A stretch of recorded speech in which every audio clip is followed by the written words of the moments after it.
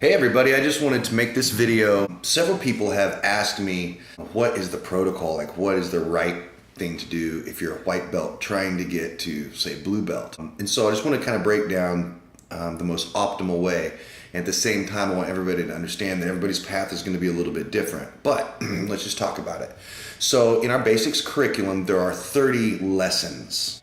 On your card obviously tracks your lessons. And there's a box, 3 boxes next to each lesson. This is to track how many times you've been in class, let you also see what you did last, so forth and so on. It's a great tracking tool and really helps people get over what's called the golden year. The first year is the hardest.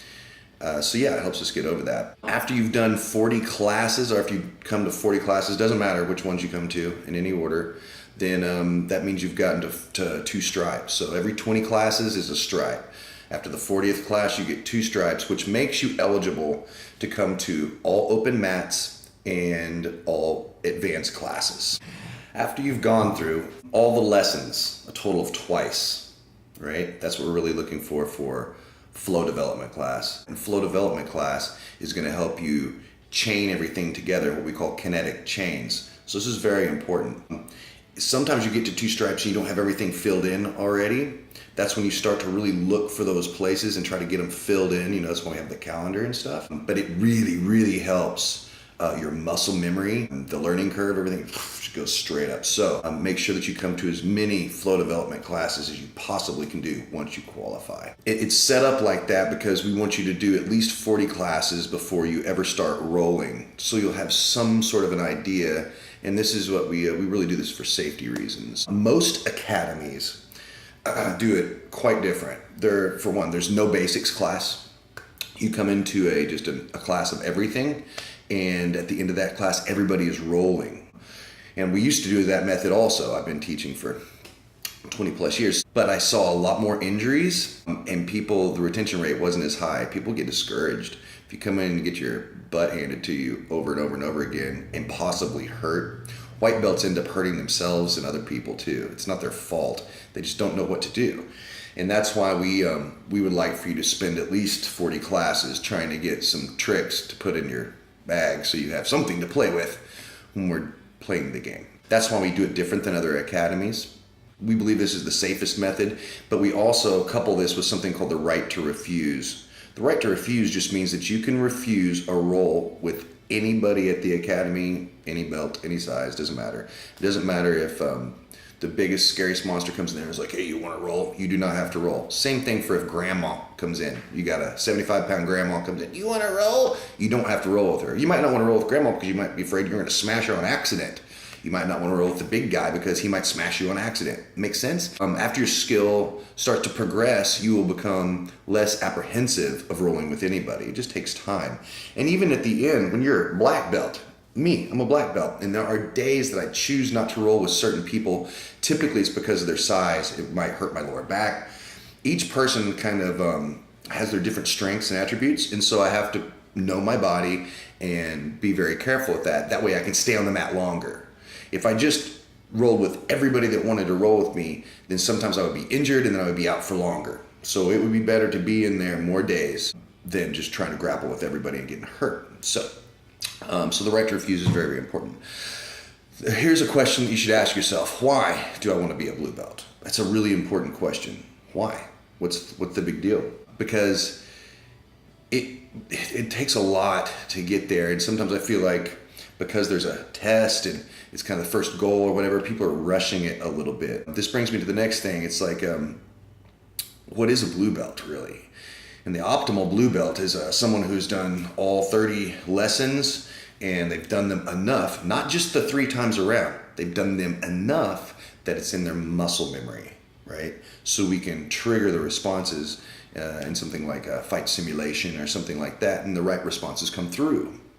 So this is really important. I think it's a little bit it gets a little bit washed over because people see the card, and the card's what gets them through the golden year, and they see the card get filled up and they're like, oh, it's time.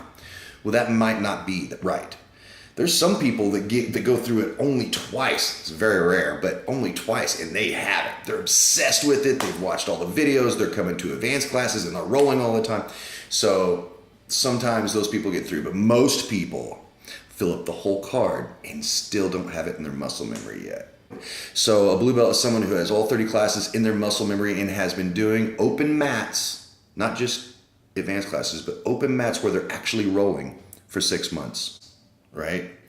Not just fight simulation rolling or choreographed good guy, bad guy rolls like we do in basics class, but physically rolling. If you've gone through all of your lessons and you still haven't rolled, no big deal. Just know that that's something that's really required of you. If not, it's kind of hurting you in the long run and is very susceptible to making people leave. Because here's what's going to happen if you haven't been rolling for 6 months. You're going to get to blue belt. Yay, it's great. And then you have to roll. You're stuck in rolling. Now, great, you could refuse rolls from people and stuff, but you're going to have to pick some people that you can roll with. And if you don't feel confident in your rolling abilities at this point, you're not going to want to stay. You're going to be like, okay, I got the blue belt, I'll put it on my wall, and then we leave. And that's not what we want. I'm not here to make just trophies for your wall. And the belt means nothing, really. It's a blue belt that's made out of cotton. The movements, that's what's important. A blue belt from Redline has the movements in their muscle memory to the degree that they can be attacked by somebody bigger, stronger, more aggressive than them on the streets, and they can stay alive. That's the whole point.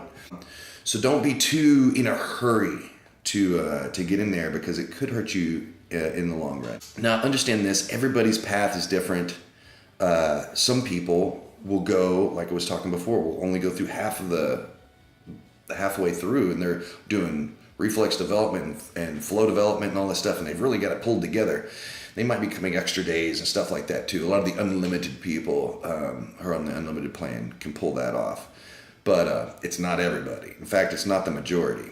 The majority of people need to stay in the mix several times through the card again after they have everything filled up. We believe that basics program is the most important program. It's the only test that we do. So that's why we are so particular about it, why I'm so particular about it. In the next year, there's going to be some more parameters and some more things that will go on that will make it, I don't want to say harder, but it will make everything come together a little bit better, I think. So every year we're getting a little bit better, refining things just a little bit more. I'm super impressed with how great everything has become so far. It typically takes about a year or a year and a half to get to blue belt. And used to, at my academy, it would take you no less than 3 years. You would be a white belt for 3 years, rolling the whole time before ever getting to blue belt. And that's the way it is in most schools. If you get to your second stripe and you just can't find time to make it to those advanced classes, don't worry about it. Try to get everything in your muscle memory from that basics class that you can and get it just honed as possible, and then move on to start doing some open mats and start testing it and getting that built up. Jiu-Jitsu is going to be here, right? Don't get in a rush. You can actually get around doing open mats, but only one way. You can get around doing class even.